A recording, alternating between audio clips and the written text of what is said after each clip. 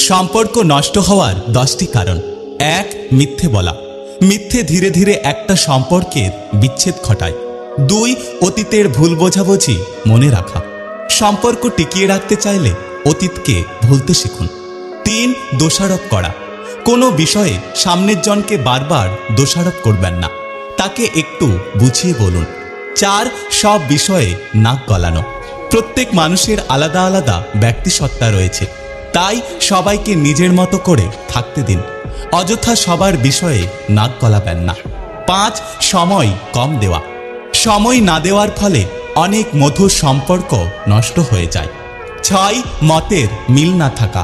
কোনো বিষয় নিয়ে যদি মতের মিল না থাকে তাহলে ওই বিষয় নিয়ে তর্ক না করে বরং ধৈর্য সহকারে আলোচনা করে যে কোনো বিষয়ে সিদ্ধান্ত নিন। 7. অহংকার বা ইগো থাকা। কখনো নিজের যোগ্যতা বা অবস্থানের জন্য অহংকার করবেন না। 8. সন্দেহ করা। কোনো বিষয়ে সন্দেহ না করে বরং তাকে খোলাখুলি জিজ্ঞাসা করুন। 9. রেগে যাওয়া। রাগ নিয়ন্ত্রণের জন্য অবশ্যই ভোরবেলা উঠে মেডিটেশন করুন। 10. প্রশংসা না করা।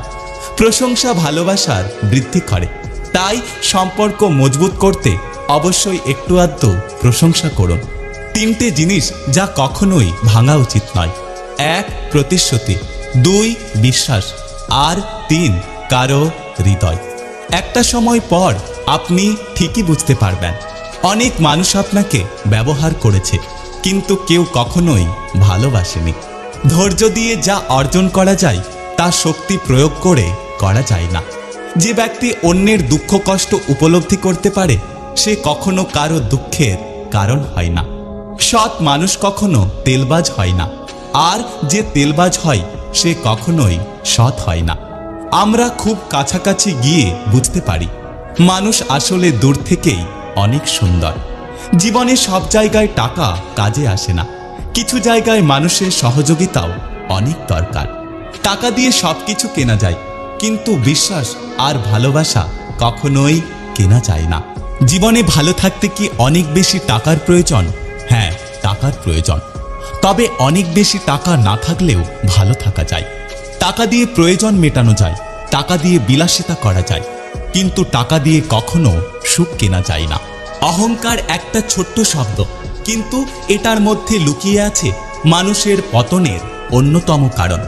ধৈর্য এমন একটা গাছ যার সারা গায়ে কাটা, কিন্তু তার ফল অত্যন্ত মিষ্টি হয়। যদি ভিডিওটি ভালো লাগে পাশে থাকবেন, আর হ্যাঁ, নিজের খেয়াল অবশ্যই রাখবেন। দেখা হচ্ছে পরের ভিডিওতে, ততক্ষণ সুস্থ থাকবেন। Take care.